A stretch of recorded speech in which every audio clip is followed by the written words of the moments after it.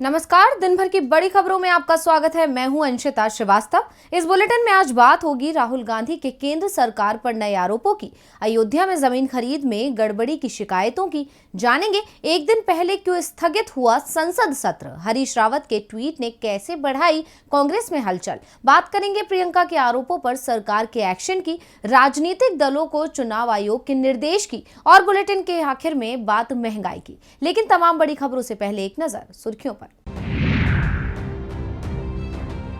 UP Congress में कांग्रेस का मजबूत आधार, प्रियंका गांधी ने दीवार फिल्म का डायलॉग बोलते हुए कहा कि मेरे पास बहनें हैं।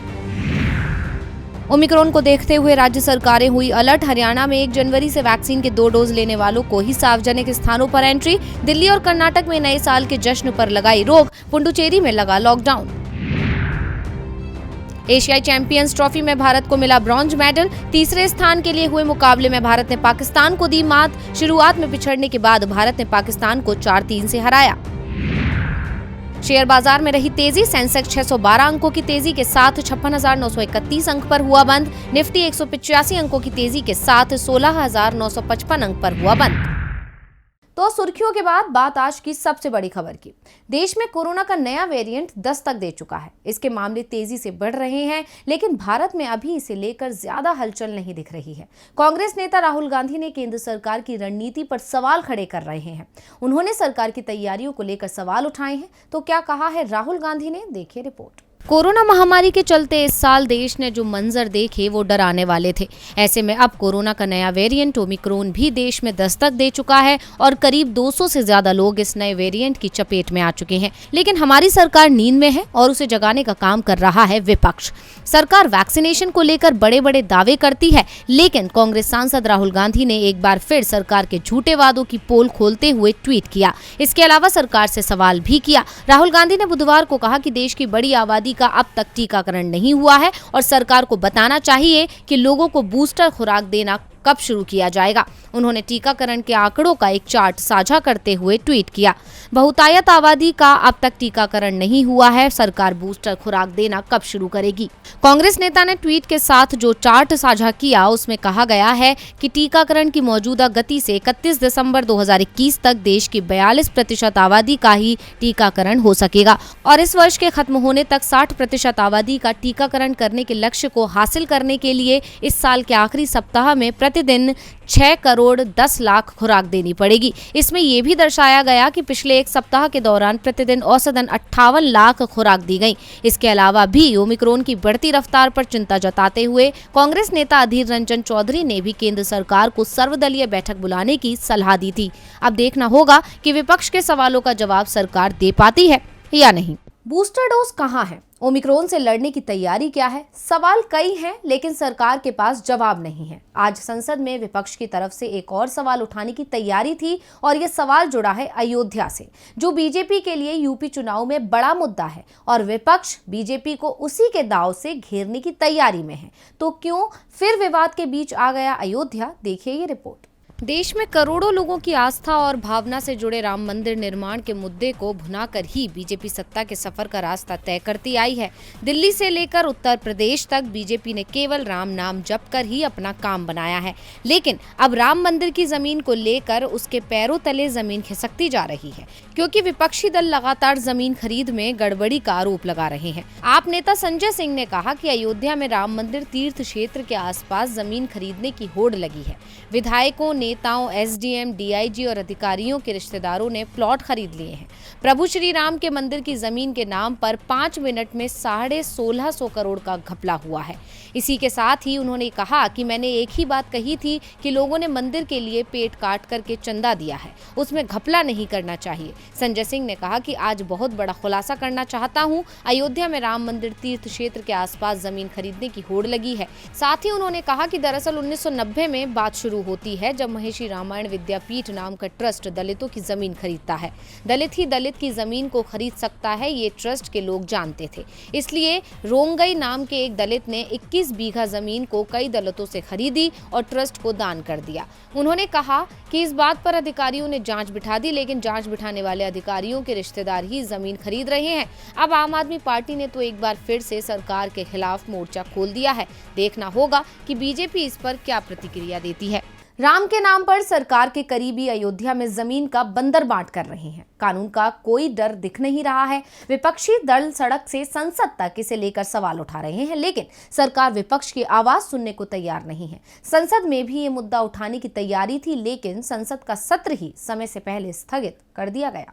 शीतकालीन सत्र की शुरुआत से ही विपक्ष की आवाज दबाने की कोशिश की गई थी। विपक्ष को किसी भी मुद्दे पर बोलने नहीं दिया गया और सरकार ने पूरे सत्र के दौरान सिर्फ अपनी मनमानी की। विपक्ष ये आरोप सरकार पर लगाता आया है। सत्र के पहले दिन ही 12 विपक्षी दलों के सांसदों को निलंबित कर दिया गया था। उसके बाद टीएमसी सांसद डेरेक ओब्रायन को भी बीते दिन सदन की कार्यवाही से निलंबित कर दिया गया। हालांकि उन्होंने इस पर आपत्ति जताई है। वहीं अगर आज की बात करें तो संसद का शीतकालीन सत्र अपने निर्धारित समय अवधि से एक दिन पहले यानी बुधवार को ही खत्म हो गया।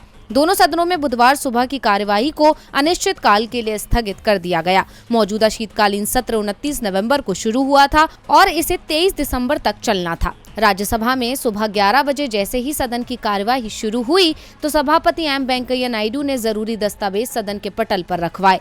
इसके बाद विपक्ष के नेता मल्लिकार्जुन खड़गे ने एक अखबार की खबर का हवाला देकर अयोध्या से संबंधित एक मुद्दा उठाने की कोशिश की, लेकिन नायडू ने उन्हें इसकी अनुमति नहीं दी। सभापति ने खड़गे से कहा कि मुद्दे को उठाने के लिए उन्हें नोटिस देना चाहिए था। वहीं लोकसभा में इस दौरान 18 बैठकें हुई और सदन का कार्य निष्पादन 82% रहा, जबकि 18 घंटे 48 मिनट का समय खराब हुआ। लोकसभा अध्यक्ष ओम बिरला ने कहा, ये सत्र 29 नवंबर से शुरू हुआ और इस दौरान कुल 18 बैठकें हुई जो 83 घंटे 12 मिनट तक चली। उन्होंने बताया कि सत्र की शुरुआत में सदन के 3 सदस्यों ने 29 और 30 नवंबर को शपथ ली। बिरला ने कहा कि इस सत्र में महत्वपूर्ण वित्तीय और विधायी कार्य निपटाए गए और इस दौरान 12 सरकारी विधेयक पेश किए गए और 9 विधेयक पारित हुए।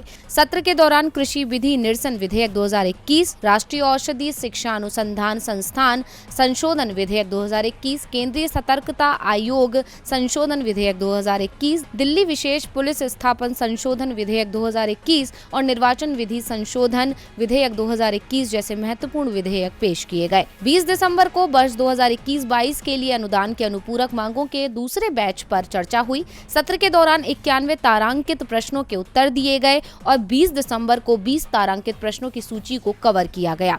शून्यकाल के दौरान लोक महत्व के 563 मामलों को सदस्यों ने उठाया। एक दिन पहले ही संसद स्थगित हो गई। सरकार का दावा है कि कोई काम नहीं बचा था, लेकिन विपक्ष कई मुद्दों पर चर्चा चाहता था। विपक्ष कई सवालों के जवाब सरकार से मांग रहा था। अब ये सवाल चुनावों में उठेंगे जो बीजेपी को परेशान भी करेंगे। लेकिन आज एक सवाल कांग्रेस नेता हरीश रावत ने उठा दिया। इस सवाल से बीजेपी नहीं, कांग्रेस परेशानी में घिरती दिख रही है। उत्तराखंड का इतिहास है, यहाँ 5 साल बाद सत्ता बदल जाती है। अभी बीजेपी के पास सत्ता है और इतिहास नहीं बदला तो 3 महीने के अंदर ही यहाँ सरकार कांग्रेस की बन सकती है। तमाम सर्वे भी ये बता रहे हैं कि उत्तराखंड में बीजेपी को भारी नुकसान हो सकता है। इस नुकसान की आशंका के चलते ही बीजेपी ने 1 साल में ही 3 मुख्यमंत्री बदल दिए। इसके बाद भी जब हालात सुधरते नहीं दिखे तो पार्टी ने साफ कर दिया कि वो विधानसभा चुनाव सीएम पुष्कर धामी की जगह पीएम नरेंद्र मोदी के चेहरे पर लड़ेगी। साफ है बीजेपी को अपने स्थानीय नेतृत्व में कोई भरोसा नहीं है, तो कांग्रेस के अंदर भी भरोसे का ये संकट दिखाई दे रहा है। कांग्रेस की ओर से अभी तक उत्तराखंड में सीएम पद के उम्मीदवार का ऐलान नहीं किया गया है। कांग्रेस पार्टी में पूर्व सीएम हरीश रावत की ओर से भी दावेदारी पेश की जा रही है, मगर पार्टी ने अभी तक उनकी दावेदारी पर मोहर नहीं लगाई है। कांग्रेस उत्तराखंड में नेतृत्व को लेकर असमंजस में दिखाई दे रही है और संशय की ये स्थिति पार्टी नेता हरीश रावत के बयान में भी दिखाई दे रही है। हरीश रावत ने आज एक के बाद एक कई ट्वीट किए, जिसमें रावत ने कहा, है ना अजीब सी बात, चुनाव रूपी समुद्र को तैरना है। सहयोग के लिए संगठन का ढांचा अधिकांश स्थानों पर सहयोग का हाथ आगे बढ़ाने के बजाय या तो मुंह फेर करके खड़ा हो जा रहा है या नकारात्मक भूमिका निभा रहा है। जिस समुद्र में तैरना है, सत्ता ने वहां कई मगरमच्छ छोड़ रखे हैं जिनके आदेश पर तैरना है। उनके नुमाइंदे मेरे हाथ पांव बांध रहे हैं। मन में बहुत बार विचार आ रहा है कि हरीश रावत अब बहुत हो गया, बहुत तैर लिए, अब विश्राम का समय है। फिर चुपके से मन में एक कोने से आवाज उठ रही है, ना दैन्यम ना पलायनम।